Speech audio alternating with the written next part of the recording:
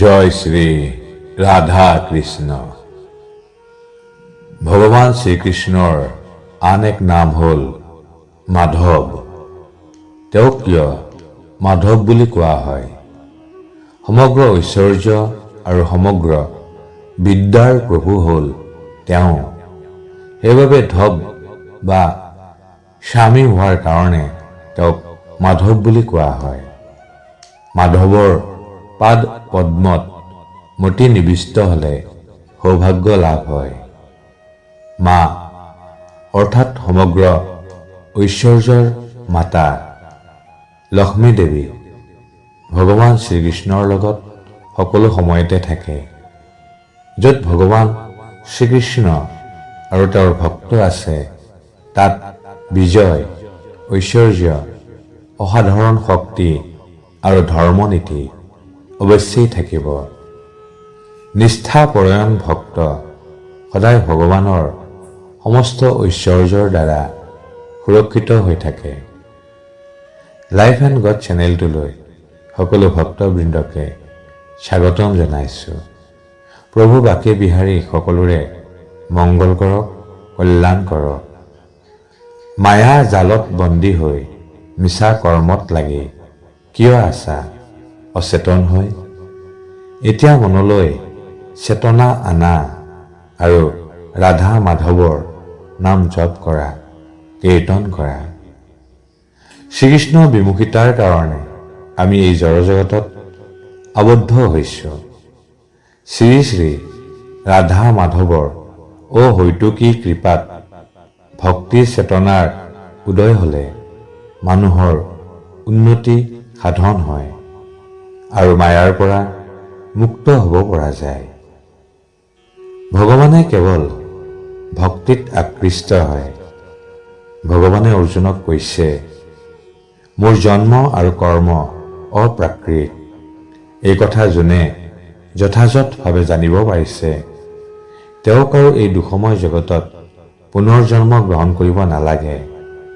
তেওঁ মোৰ পৰম ধাম লাভ কৰে। আমি যে জীৱনত কষ্ট পাওঁ, দুখ পাওঁ, ইয়াৰ একমাত্ৰ কাৰণ পাপ।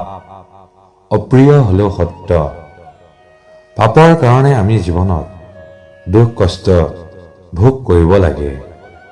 এই দুখ কষ্ট দূৰ কৰিবলৈ আমি কিমান যে চেষ্টা কৰোঁ। মন্দিৰত যাওঁ, সাধু মহন্তৰ ওচৰত যাওঁ, আশীৰ্বাদ লাভ কৰি দুখ কষ্ট দূৰ কৰিবলৈ। ধাতু ৰত্ন তাবিজ পিন্ধো, কিজানি কিবা যাদু হয় আৰু দুখ কষ্ট দূৰ হয়। ফলাফল শূন্য। ভগৱানে কৈছে, দুখ কষ্ট দূৰ কৰিবলৈ হলে নিজৰ কৰ্ম আচৰণ লক্ষ্য কৰা। তুমি কি কৰ্ম কৰি আছা? সৎকৰ্ম নে অসৎ কৰ্ম? তুমি কেনে আচৰণ কৰিছা? ধাৰ্মিক নে অধাৰ্মিক? আজিৰ পৃথিৱীত এনে ভাৱ হয়, আমি সকলোৱে যেন দেখাক দেখি কৰ্ম কৰি আছো, কিন্তু আমি চিন্তা কৰি নাচাওঁ আমি কি কৰ্ম কৰি আছো। এইবোৰ মায়াৰ কাৰণে হৈছে।